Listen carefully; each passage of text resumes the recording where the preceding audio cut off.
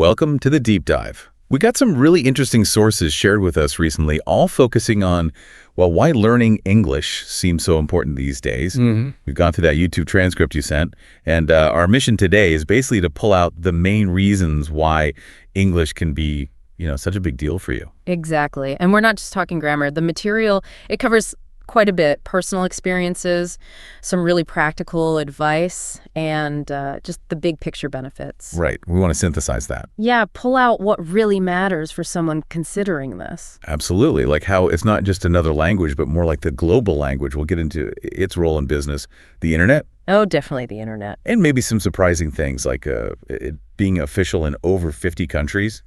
That's a lot. So, shall we dive in? Let's do it. Starting with that big picture seems right.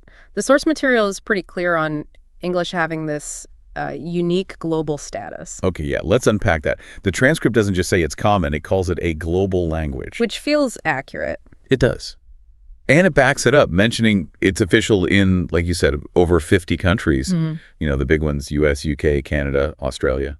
And that official status, it kind of ripples outwards, doesn't it? It's not just for government stuff. No, exactly. The transcript points to international business, travel, politics. It's often the default language, the common ground. Just makes practical sense, right? Yeah. The source used that example. You're in a hotel in, say, Japan, or maybe an airport in France. Even if you don't speak the local language, chances are pretty high you'll find someone who speaks English. It acts as that bridge. It smooths things over, whether you're, closing a deal, working on a science project, or just trying to find the train station. Right. It simplifies so many interactions for you on a global scale. English has sort of taken on that role, for better or worse. And speaking of global, the internet. That was another big point in the transcript. English as the language of the internet. Yeah, that's huge today. It raises the question for you. Just how much of the online world runs on English? A lot, apparently.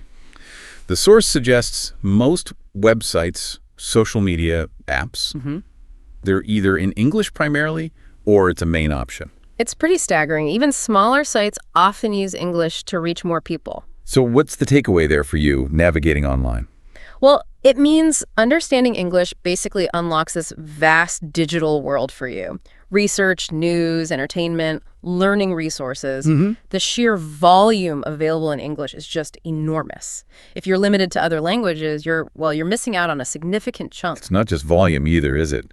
It's often where new information appears first. That's a great point. Cutting-edge research, tech developments, they often get published or discussed in English initially. So for you as a learner, it can be a real advantage. Okay, so global presence, internet dominance, check. Let's shift to how this actually helps you personally. Opportunities. The transcript talks a lot about careers. Yeah, and interestingly, it's not just about the huge multinational companies, Google, Amazon, Microsoft. But Bill mentions those too. It does. But it also highlights how English skills can matter even in local businesses for you. That example was spot on customer service or sales dealing with international clients. Exactly. Suddenly, knowing English makes you a more valuable employee for that company. Even basic English can make a difference there. And then thinking bigger picture for your career, studying abroad comes up. Definitely. If you're dreaming of, say, Harvard, Oxford, MIT, English isn't just helpful, it's usually required. It's the entry ticket, basically. It really is. And that applies to so many fields now, especially tech like AI or cybersecurity, the documentation, the collaboration.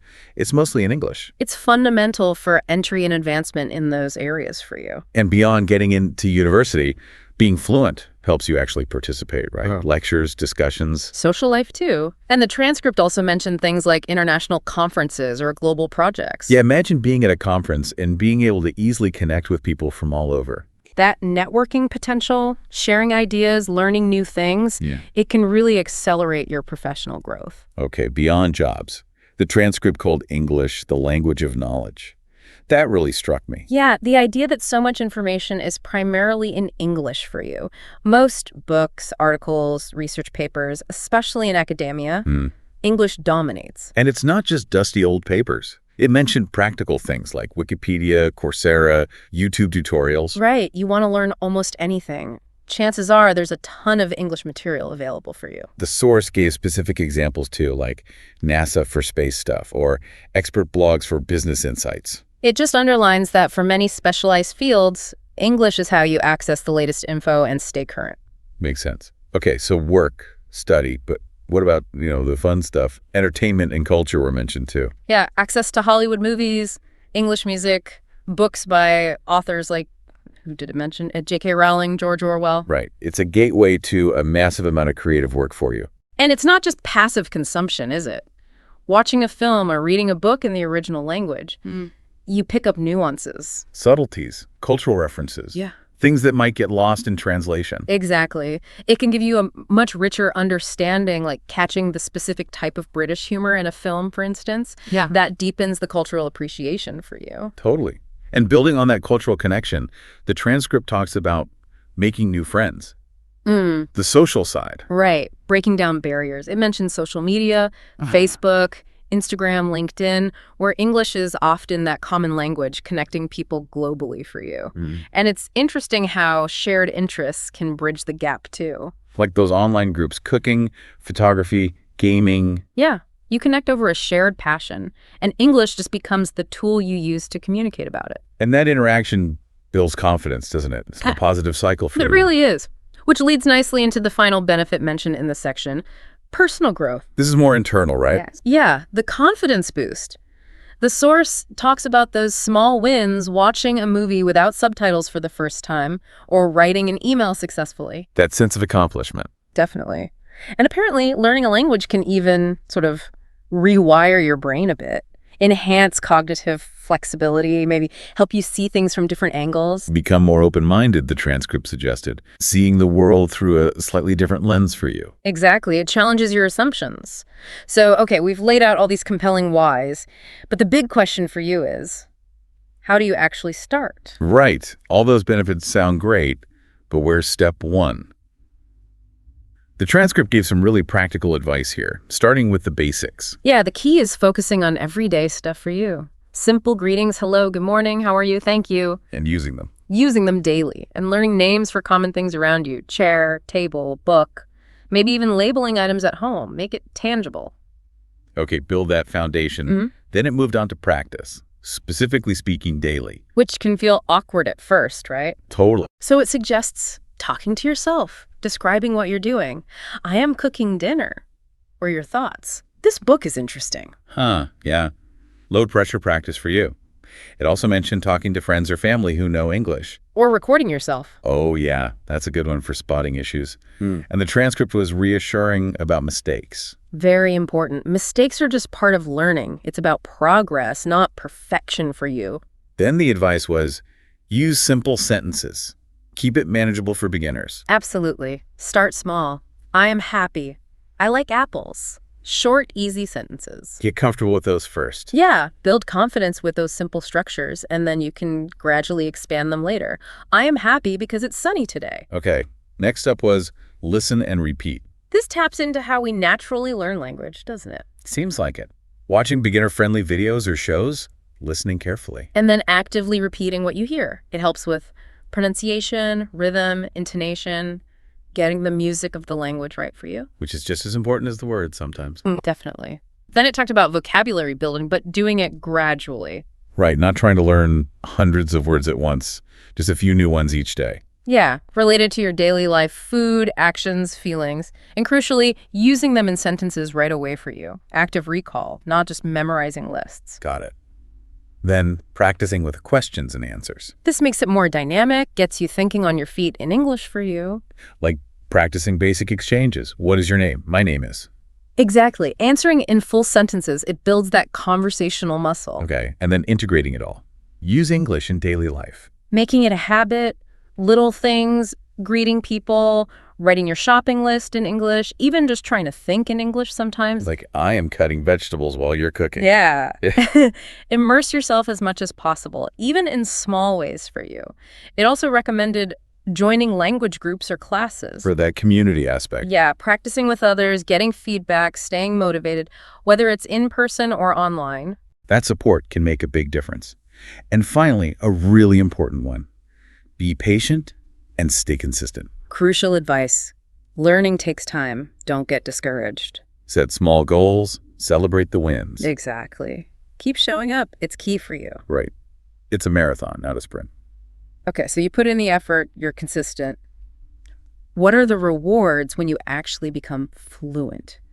The transcript detailed some big ones, starting with easier travel. Oh yeah, this is a big motivator for many people like you. Fluency just removes so many barriers: airports, hotels, restaurants. Asking for directions, ordering food, chatting with locals. It just makes the whole experience smoother, more confident, more enjoyable for you. You can engage more deeply. Definitely transforms travel. Then it mentioned building relationships. This goes deeper than just basic communication for you. It's about genuine connection. Across cultures. Yeah, understanding different perspectives, sharing ideas, forming real friendships, maybe even professional links across borders. English often makes that possible on a larger scale for you. It's about understanding and, like the transcript said, celebrating diversity for you. Okay, then the impact on confidence. Mastering a language is a big achievement. The source rightly points out this self-esteem boost for you. Overcoming that barrier, expressing yourself clearly. It feels good. And that confidence often carries over into other parts of your life, personal and professional. Yeah, it empowers you. Yeah. Which connects back to career growth and opportunities. Right. The source revisits this, emphasizing English as a valuable job skill for you. More opportunities, potential for advancement, better networking. It gives you a competitive edge. In our interconnected world, absolutely. It can open doors to a wider range of possibilities, potentially better pay, too, for you. And then education and learning again, but as a reward of fluency. Yeah, fluency really unlocks that world of knowledge we talked about earlier for you. Top universities, online courses, research papers. Access to lifelong learning. Basically, yes. And finally, the transcript bundled some things under personal development. Broader benefits, like improved critical thinking, problem-solving skills, cultural awareness, just from the process of learning, plus enjoying global entertainment in its original form. Right, understanding the nuances. Okay, so those are the rewards. But to keep improving towards fluency, the transcript had more specific tips for fluent learning. It expanded on listen and learn. Yeah, getting more specific for you. Using podcasts, audiobooks on topics you enjoy, listening to music, focusing on lyrics for rhythm and pronunciation. Movies and TV shows, too. Using subtitles maybe first, then trying without, repeating lines to mimic pronunciation, like shadowing almost. Rioing. Yeah, like trying to copy a speaker's intonation and rhythm exactly. It really helps you sound more natural, watching a short news clip and mimicking it right after. Okay. Active imitation. Then it elaborated on read daily. Starting simple kids' books, short articles, then moving to news, blogs, novels. And actively working with the text. Highlighting new words, keeping a notebook, using them in your own sentences. It builds vocabulary and comprehension, helps you start thinking in English for you. That progression seems smart. Yeah. It also revisited practice with friends, with more detail. Like finding a dedicated study partner for regular chats. Setting specific topics to discuss routines, hobbies, news. Using online communities, too. Definitely. Connecting with learners globally for practice, that interaction is vital for you. Makes sense. And expanding on joining classes or groups. It mentioned the value of professional guidance in classes, grammar, pronunciation help, but also language exchange groups for just practicing conversation. And online courses or apps. Yeah, things like Duolingo, Babbel, for flexibility. The point is finding structured learning and practice opportunities that work for you. Right, finding your fit.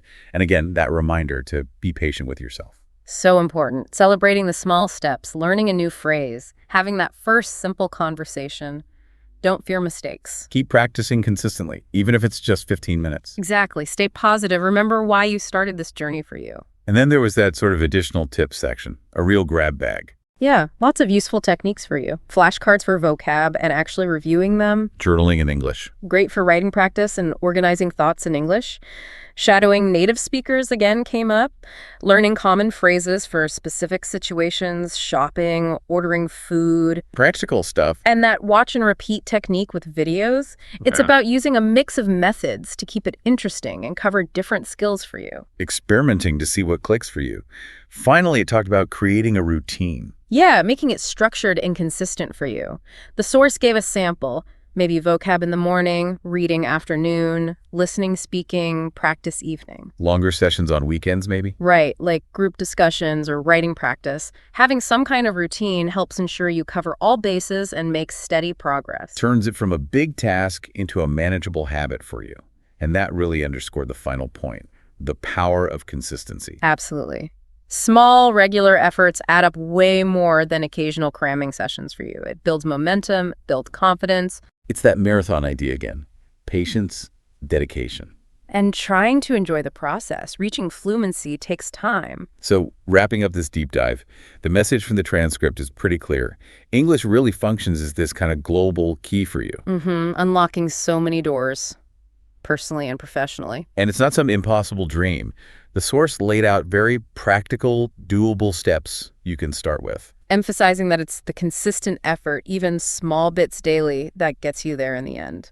So as you're listening, thinking about all these benefits, travel, career, knowledge, connections, maybe consider which ones really speak to you. Perhaps now's the time to try just one of those learning techniques we discussed. Really think about how learning English could specifically change things for you.